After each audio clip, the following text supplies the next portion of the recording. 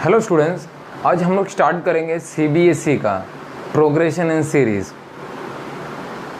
Start करते हैं तो फर्स्ट ऑफ ऑल एग्जांपल हम लोग स्टार्ट करते हैं प्रोग्रेशन इन सीरीज़ का। NCERT exercise number I think exercise 9.2 का क्वेश्चन नंबर 3। तो इसमें फ़िलहाल तो यहाँ पे मैं क्वेश्चन नंबर 3 लिख देता हूँ, ठीक है, और ये मेरा क्वेश्चन नंबर 4 है, ठीक है। तो लास्ट लेक्चर में हम लोग क्वेश्चन नंबर 1 और क्वेश्चन नंबर 2 हम लोग ने कंप्लीट किया था। अभी इधर हम लोग क्वेश्चन नंबर 3 से स्टार्ट करते हैं। इसमें हम लोग को क्या दिया है, in an AP the first term is 2। मेरे पास एक एपी है, उसमें मेरा फर्स्ट टर्म क्या है, उसमें दिया है the first term is 2 and the sum of the first 5 term is 1/4 of the next 5 terms. Show that the 20th term is -112।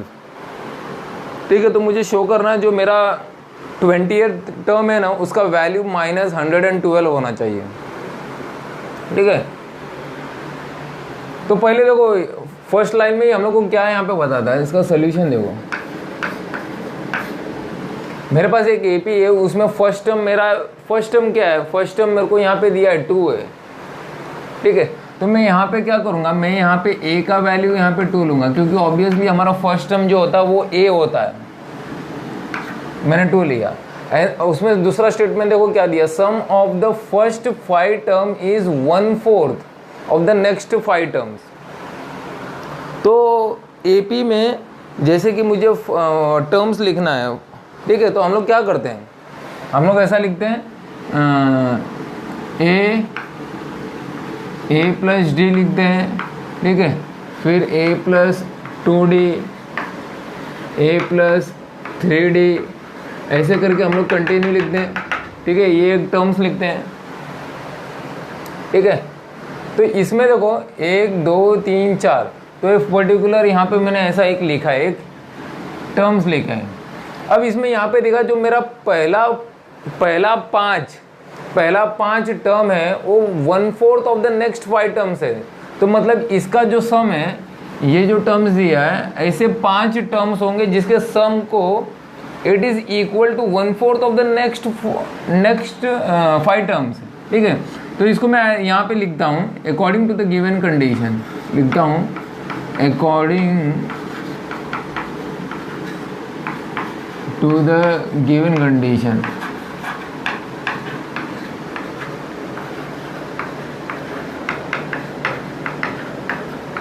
इसमें हम लोग को क्या दिया है, a plus d, a plus 2d, a plus 3d, फिर a plus 4d। तो कितना हुआ, 5 टर्म हुए, 1 2 3 4 5, ठीक है, 5 term. And this is equal to क्या दिया, 1/4।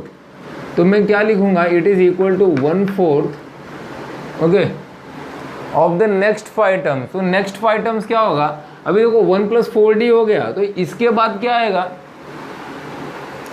हम लोग ने 1 + 4d तक लिख दिया, तो इसका ये पांचों का जो नेक्स्ट 5 टर्म्स है उसका होगा। तो यहाँ पे मैं क्या लिखूंगा, ए प्लस, अभी यहाँ नीचे जगह नहीं है तो मैं यहाँ पे नीचे लिख लेता हूँ, कंटिन्यू करता हूँ, यहाँ पे लिखता हूँ, ठीक है, यहाँ पे लिखता हूँ ए प्लस 5d प्लस ए प्लस 6d, ए प्लस 7d, ए प्लस 8d, ठीक है, 1 2 3 4, फिर एक और क्या आएगा, a प्लस 9d आएगा, ओके। आई होप आपको ये समझ में आया होगा। अब यहाँ पे क्या होगा, इसको सिंप्लीफाई करना है। तो सिंप्लीफाई कैसे करेंगे, क्वेश्चन को एक और बार देखते हैं, कुछ गलत तो नहीं लिखा ना क्वेश्चन में।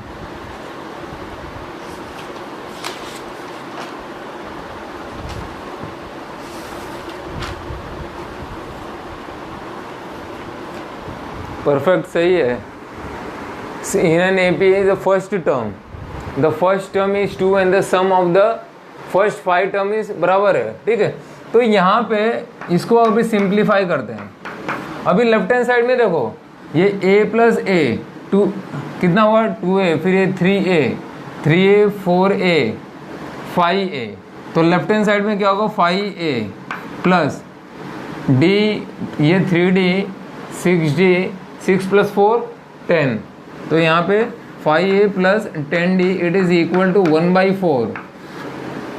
अब यहाँ पे ब्रैकेट देखो 1 2 3 4 5, तो यहाँ पे क्या होगा 5a प्लस, यहाँ पे देखो 5 प्लस 6 कितना हुआ 11, 11 प्लस 7 18, 18 प्लस 8 कितना हो गया 26, 26 प्लस 9, 26 प्लस 9 कितना हुआ, इसमें से 9 में से 4 गया 35 बराबर 35d,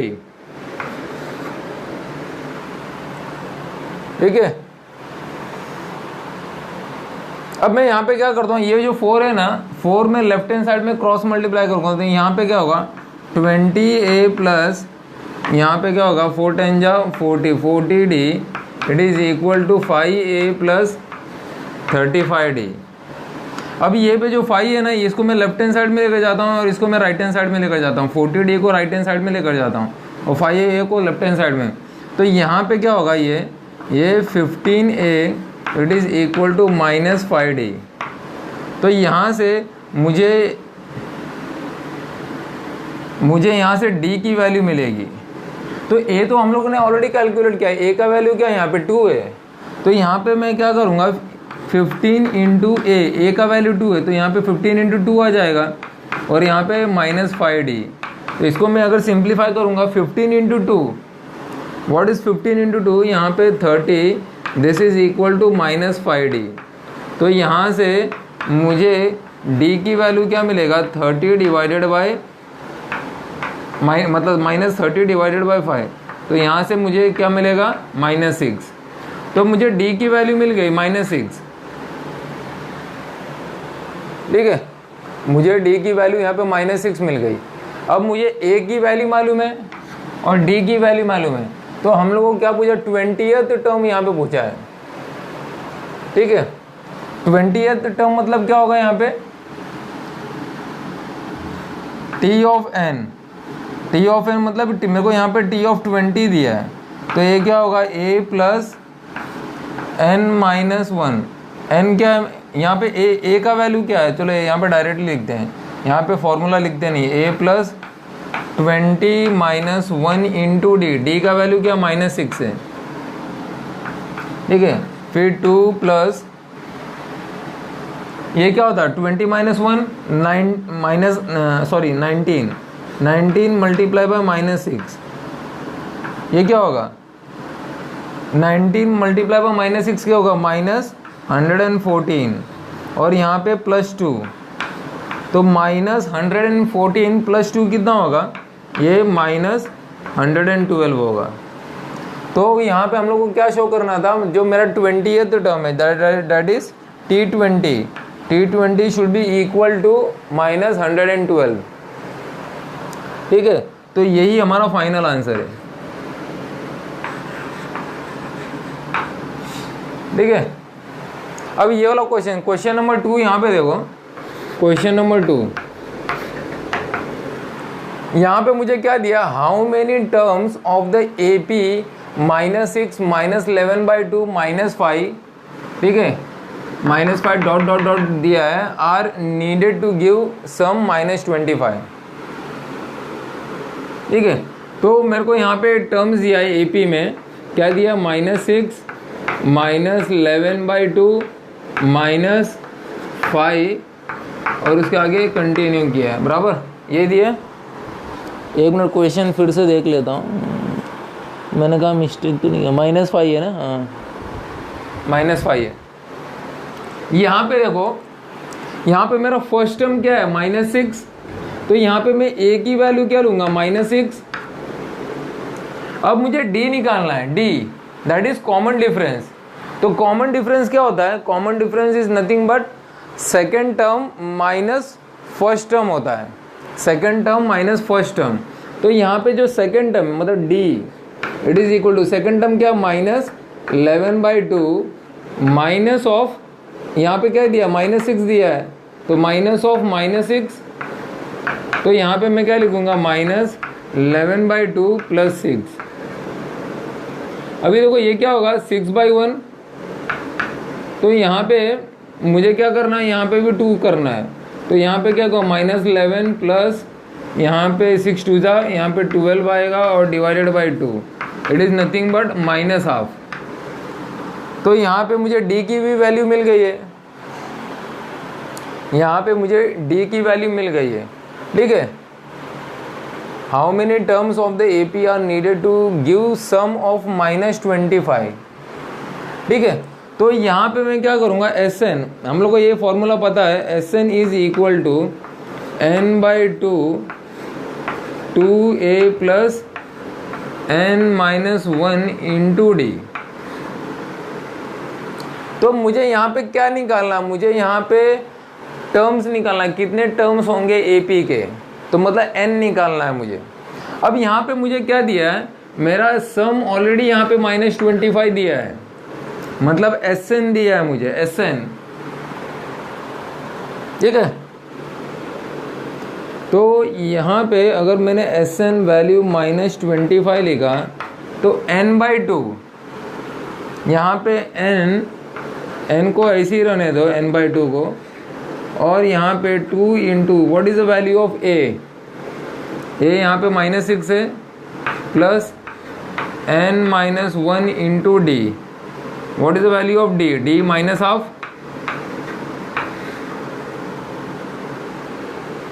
ठीक है। अब यहाँ पे मैं क्या करूँगा, यहाँ पे देखो ये जो 2 है ना, यहाँ पे क्रॉस मल्टीप्लाई करूँगा तो क्या होगा, -50, it is equal to n, और यहाँ पे क्या होगा, ये -12 प्लस n-1 इंटू -12,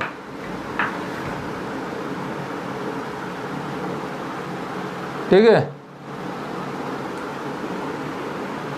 अब यहाँ पे देखो इसको सिंप्लीफाई करना है, ठीक है, इसको हम लोग को सिंप्लीफाई करना है। तो कैसे करेंगे इसको सिंप्लीफाई करने के लिए देखो यहाँ पे क्या करेंगे, -50 इट इज़ इक्वल टू, यहाँ पे देखो ये n को मैं अंदर मल्टीप्लाई करता हूँ, ये n को, तो क्या आएगा, -12n प्लस, यहाँ पे देखो ये मेरा माइनस है यहाँ पे, तो ये प्लस हट जाएगा और यहाँ पे भी माइनस आ जाएगा, और यहाँ पे n-1 डिवाइडेड बाई 2 आ जाएगा, ठीक है, n-1 डिवाइडेड बाई 2। अब यहाँ पे देखो इसको आगे कैसे सिंप्लीफाई करेंगे हम लोग, ठीक है। आगे सिंप्लीफाई करने के लिए हम लोग इसके टर्म्स निकालेंगे, इसको इसमें मिडिल हम लोग फैक्टराइज कर सकते हैं इसको,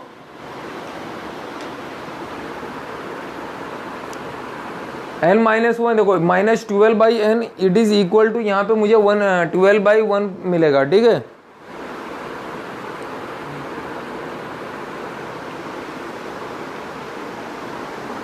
तो मेरे को देखो ये यहाँ पे ये देखो ये मेरा -12/12n है, तो यहाँ पे डिनोमिनेटर में मैं 1 लिख सकता हूँ, यहाँ पे 1, क्योंकि नीचे कुछ नहीं है ना, नीचे कुछ नहीं है, तो इसका मतलब क्या है, 1 है यहाँ पे। तो यहाँ पे मेरे को इसको बैलेंस करना है, डिनोमिनेटर को बैलेंस करना, तो मैं यहाँ पे देखो क्या करता हूँ,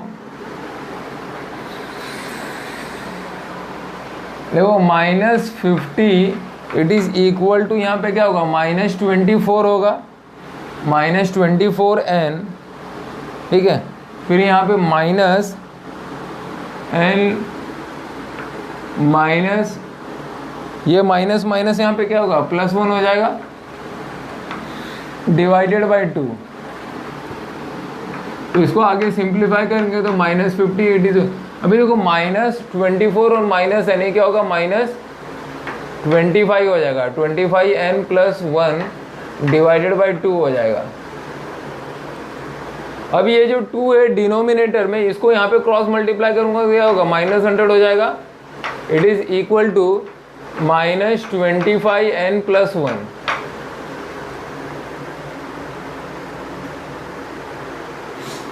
ठीक है, तो अभी इसको देखो, इसको थोड़ा चेंजेस करते हैं इसमें। यहाँ पे देखो, इसको मैं राइट हैंड साइड, इसको मैं लेफ्ट हैंड साइड में लेकर जाता हूँ, तो यहाँ पे क्या होगा 25n, ठीक है, +1 -100। कहाँ तो हम लोग गलती कर रहे हैं, एक मिनट,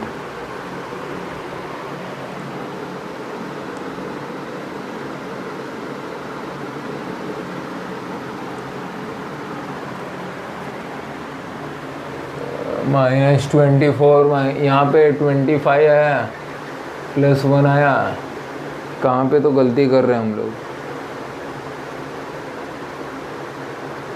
एक मिनट, यहाँ पे +1 आया, ठीक है, डिवाइडेड बाई 2। कहाँ पे तो हम लोग ने सिंप्लीफिकेशन में कहाँ पे गलती किया है, मीन्स फैक्टराइजेशन में।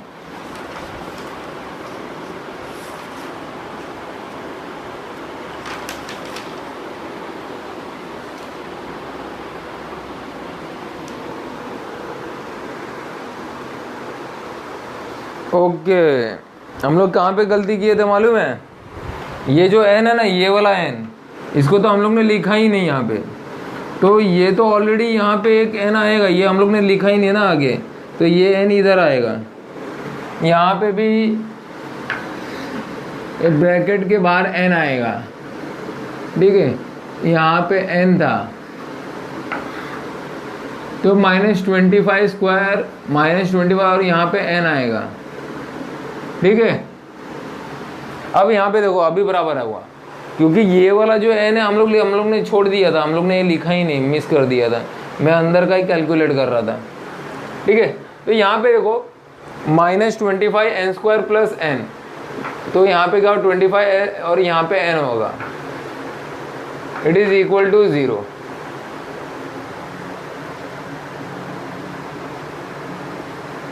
यहाँ पे -n होगा, ठीक है, ये भी माइनस होगा। तो यहाँ पे इसको कैसे हम लोग सिंप्लीफाई कर सकते हैं, factorising the middle term, middle term को हम लोग फैक्टराइज करेंगे। तो यहाँ पे क्या होगा, ये n² -20 + 5 × n, ठीक है, +100, इट इज इक्वल टू 0 होगा, ठीक है। अभी ये मिडिल टर्म को हम लोग ने फैक्टर, ये 25 है, 20 + 5 दैट इज 25, इसको हम लोग फैक्टराइज किए, तो यहाँ पे क्या होगा n × n -20, फिर यहाँ पे -5 और यहाँ पे n - 20, it is equal to 0,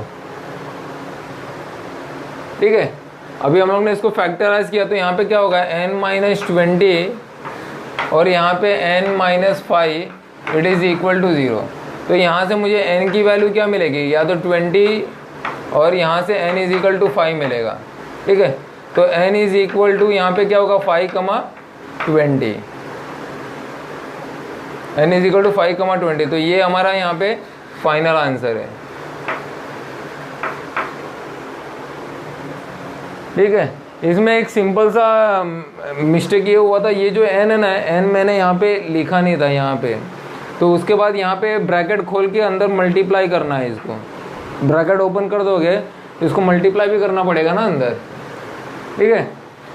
तो ये इसका सोल्यूशन है क्वेश्चन नंबर 2 का, ठीक है। तो आई होप ये आपको सोल्यूशन समझ में आया, ठीक है। आगे हम लोग नेक्स्ट लेक्चर में आगे कंटिन्यू करेंगे इसके आगे वाला एग्जाम्पल, ठीक है। तो तब तक के लिए मेरा ये वीडियोस आप शेयर कीजिए अपने रिलेटिव्स के लिए, फ्रेंड्स के साथ, स्कूल के फ्रेंड्स के साथ, क्लासेस के फ्रेंड्स के साथ, ठीक है। व्हाट्सएप पे आप शेयर कीजिए, ठीक है। और बस ऐसी प्रैक्टिस कीजिए रेगुलरली आप इसको, ओके। आगे कल के लेक्चर के लिए हम लोग स्टार्ट करेंगे, कल हम लोग फिर से IIT JEE का चालू करेंगे, देखो अब मैं फिर से मैं बता देता हूँ हमारा क्या शेड्यूल रहेगा। हमारा हफ्ते में 7 दिन है, तो 3 दिन यहाँ पे हम लोग IIT JEE का लेंगे, फिर 3 दिन हम लोग CBSE का लेंगे, 1 दिन हम लोग कोई भी चैप्टर हम लोग रैंडमली उठाएंगे और वहाँ से हम लोग कोई भी फॉर्मूला हम लोग प्रैक्टिस करेंगे, ठीक है। तो आई होप आपको ये समझ में आया है। Thank you for watching the video.